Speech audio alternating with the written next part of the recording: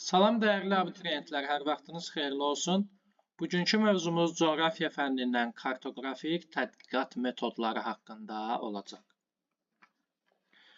Gəlin ilk öncə kartoqrafik tədqiqat metodlarının nə olduğuna baxaq.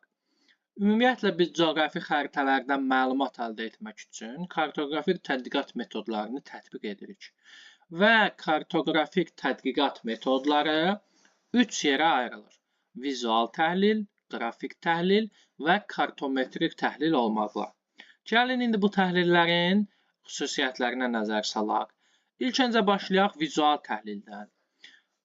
Vizual təhlil apardığımız zaman biz xəritələrdən ərazinin relyefi, çayları, gölləri, iqlim xüsusiyyətləri, bitki və heyvanlar aləminin müxtəlifliyi, əhalinin yerləşməsi, nəqliyyat magistralları və s.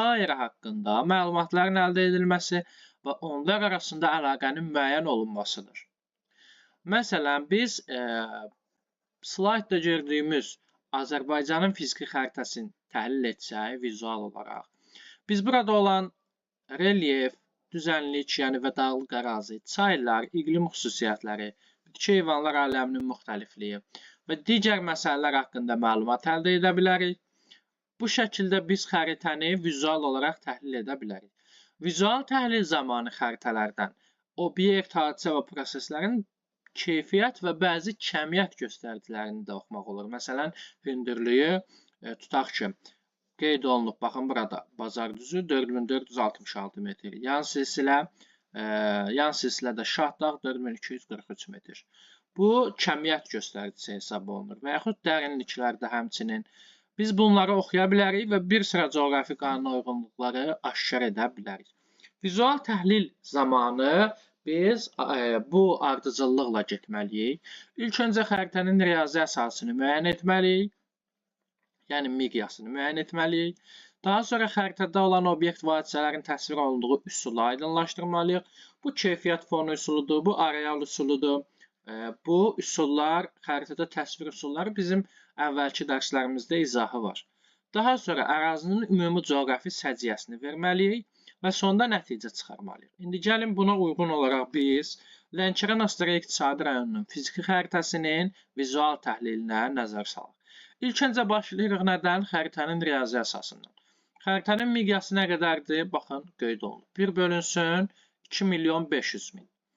Lənkəran Astara İqtisadi rayonu Azərbaycan Respublikasının cənubunda coğrafi mövqeyin yerləşdiyi coğrafi koordinatları, baxın 38-39 şimal enlikləri, 48-49 şərq uzunluqları arasında yerləşir. Daha sonra keçdik təsvir üsuluna. Xəritə keyfiyyət fonu üsulu ilə tərtib edilmişdir və daha sonra qeyd etməliyik biz ümumi səciyyəsini İqtisadi Coğrafi rayonunun. Bu barədə biz danışırıq ki, İqtisadi rayonun relyefi orta dağlıq və düzənlik hissələrə bölünür. Ən hündür silsilə Talış silsiləsidir. Talış dağları və Lənkəran ovalığı əsas oroqrafik vahidlərdəndir. Ərazinin ən yüksək zirvəsi Kömürgöy okean səviyyəsindən 2493 metr yüksəklikdə yerləşir. Ərazidə olan digər yüksək zirvələrə biz Qızıyurdu, Üzüyübaşı, Dizdonu zirvələrini misal çəkə bilərik. İqtisadi coğrafi rayonun ən uzun çayları Viləşçay və Lənkəran çayı hesab edilir. Aydındırmı? Biz bu Lənkəran Astara İqtisadi rayonunun fiziki xəritəsini bu şəkildə təhlil elədik. Biz vizual olaraq sənaye xəritəsində təhlil edə bilərik. Biz vizual olaraq ümumi Azərbaycanın xəritəsini təsvir edə bilərik, təhlil edə bilərik. Aydındırmı? Vizual təhlil bu şəkildə, bu ardıcıllıqla aparılır. Növbəti təhlil növümüz kartometrik təhlildir. Baxın, adından da göründüyü kimi metr, burada ölçü varsa, deməli kartometrik təhlil, coğrafik koordinatların təyin olunması, hündürlük, uzunluq və sahələrin hesablanması, azimut və istiqamətlərin təyin edilməsi, miqyas və dərəcə toruna əsasən məsafələrin ölçülməsi və digər kəmiyyət göstəricilərinin təhlilidir. Yəni hesablama apardığımız məsələlər aid olur kartometrik təhlilə. Növbəti, həmçinin biz qeyd edirik ki, kartometrik təhlil lokal və qlobal xarakterli ola bilər. Lokal bir çayın uzunluğunun ölçülməsi, qlobal isə regionda olan çayların ümumi uzunluğunun ölçülməsi hesab edilir. Növbəti təhlil metodumuz qrafik təhlildir. Qrafik təhlil xəritələrə əsasən qurulmuş qrafik təsvirlər vasitəsilə aparılan tədqiqatlardır. Məsələn, ərazinin profil qrafiki təhlil vasitəsilə qurulur. İndi gəlin profilin nə olduğuna diqqət edək. Profil yer səthinin müəyyən hissəsinin şaquli kəsiyinin təsviridir. Ondan relyef formalarının öyrənilməsində, yamacların meylliliyinin təyin edilməsində, ərazidəki torpaq qatlarının və suxur laylarının yatın formalarının təyinində istifadə olunur. Deməli, dəyərli abituriyentlər, baxın, bu cür profillər, bu cür suallar bizim qarşımıza test olaraq tez-tez çıxır və əksər abituriyentlər bunu cavablandırmaqda çətinlik çəkir. Deməli, əslində bu sadə yolla izah oluna bilər.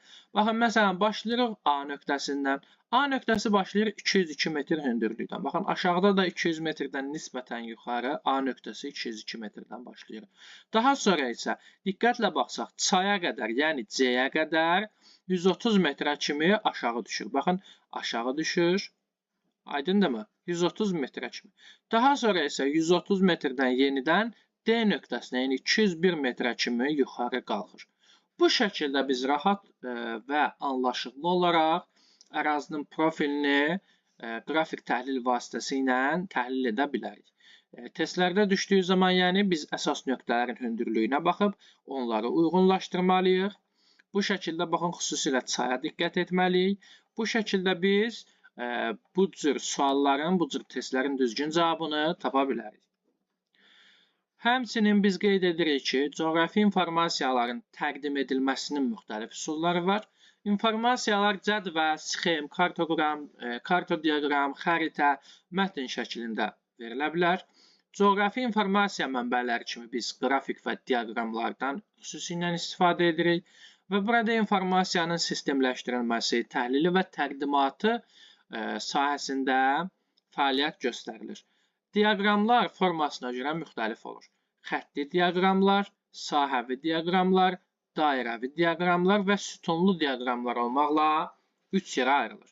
Gəlin indi bunlar haqqında olan məlumatlara diqqət salaq. İlk öncə başlayaq xətti diaqramlardan. Görək xətti diaqramlar nəyə deyilir? Xətti diaqram statistik məlumatların əyani təsviridir. Onlarda əsasən bir-biri ilə birləşdirilmiş nöqtələr vasitəsilə qrafiklər təsvir olunur və qrafiklər coğrafi kəmiyyətlər arasında asılılığı əks etdirir. Xətti diaqramlarda qeyd etdiyimiz kimi, baxın, gəlin nümunəyə diqqət edək. Məsələn, nümunədə təqdim olunan diaqramda 2010-2015-ci illərdə Gəncəqazaq İqtisadi Coğrafi rayonunda buğda istehsalının dinamikası verilmişdir.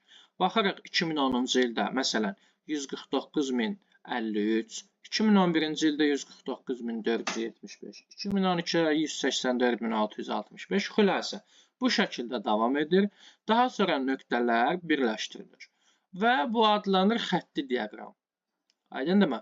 Biz bunu digər müxtəlif sahələrdə də, əhali ilə bağlı məsələlərdə, immiqrantlarla, emiqrantlarla bağlı məsələlərdə, yəni ölkəyə gələnlərlə, ölkədən gedənlərlə bağlı məsələlərdə biz bu xətti diaqramlardan istifadə edə bilərik. Növbəti təhlil vasitəmiz sütunlu diaqramdır. Sütunlu diaqramlardan əsasən kəmiyyətləri müqayisə etmək üçün istifadə olunur. Məsələn, baxın, verilmiş bu sütunlu diaqramda Azərbaycanın iqtisadi coğrafi rayonlarının tərkibinə daxil olan inzibati rayonların sayı təsvir olunur. Aydındırmı?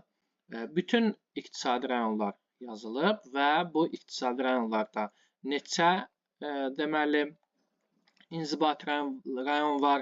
Bu köhnə iqtisadi rayonlardır. Onu da qeyd edeyim, 10 iqtisadi rayondur. İqtisadi rayonların tərkibində olan inzibati rayonların sayı qeyd olunub, müqayisə olunub. Biz bunu digər müqayisə olunacaq məsələlərdə də qeyd edə bilərik. Ölkələr üzrə məsələn müxtəlif sahələri müqayisə edə bilərik. Enerji istehsalını müqayisə edə bilərik və müxtəlif sahələri xülasə. Deməli, bu şəkildə sütunlar şəklində müqayisə olunsa, olacaq sütunlu diaqram. Növbəti diaqram dairəvi diaqram adlanır və dairəvi diaqramda kəmiyyətlər arasında nisbət əyani şəkildə göstərilir. Məsələn, gəlin nümunəyə baxaq. 2010-cu ildə ölkənin ticarət dövriyyəsində ərzaq məhsullarının yük dövriyyəsi 55%, 2015-ci ildə 49% olmuşdur. Gördünüzmü? Qeyri-ərzaq məhsulları isə müvafiq olaraq 45% və 51%dir. Məlumatlar dairəvi diaqramda baxın bu şəkildə təsvir olunur. Çox sadə, çox anlaşılır. Həmçinin biz onu da qeyd etməliyik ki, dairəvi diaqramlar vasitəsilə ərazinin faiz göstəricisi və uyğun sektor bucağı hesablana bilər. Bu da çox rahat şəkildə həll olunur. Məsələn, bizə nümunə şəkildə Abşeron ərazisi verilib.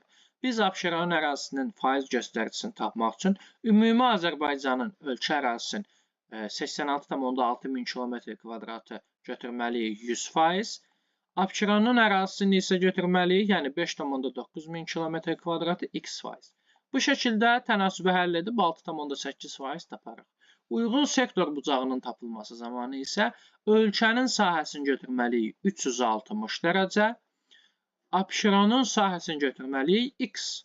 Və bu şəkildə biz uyğun sektor bucağını taparıq, məsələn 24 dərəcə. Aydındırmı? Digər iqtisadi coğrafi rayonları siz özünüz nümunə olaraq qeyd edə bilərsiniz. Məsələn, Gəncəqazaqda baxırıq, ərazisi 12,3 min km²-dir. Faiz göstəricisi üçün ölkə sahəsinin 100%, Gəncəqazağı x%. Uyğun sektor bucağı üçün ölkəni 360 dərəcə, Gəncəqazağı x dərəcə götürməklə biz həm ərazinin faiz göstəricisini, həm uyğun sektor bucağını tapa bilərik. Növbəti diaqram sahəvi diaqram adlanır və sahəvi diaqramda kəmiyyətlər arasında deməli xəttlər verilir və bu xəttlər birləşdirilir. Daha sonra isə həmin xəttlərlə oxlar arasında olan sahə rənglənir. Məsələn, sahəvi diaqramda Azərbaycanda adam başına elektrik enerjisinin istehlakı təsvir olunmuşdur kilovat saatla. Tutaq ki, 2007-ci ildə məsələn 17.500, 2009-cu ildə 14.900, 2011-ci ildə 15.100 və nəticədə yenə xətti diaqrama oxşayır biraz sahəvi diaqram, lakin burada biz xəttləri birləşdirdikdən sonra xəttlərlə oxlar arasında olan sahəni nə edirik? Müxtəlif rənglərlə rəngləyirik və bu sahəvi diaqram hesab edilir. Dərs izahımız bura qədər. İzlədiyiniz üçün təşəkkür edirəm.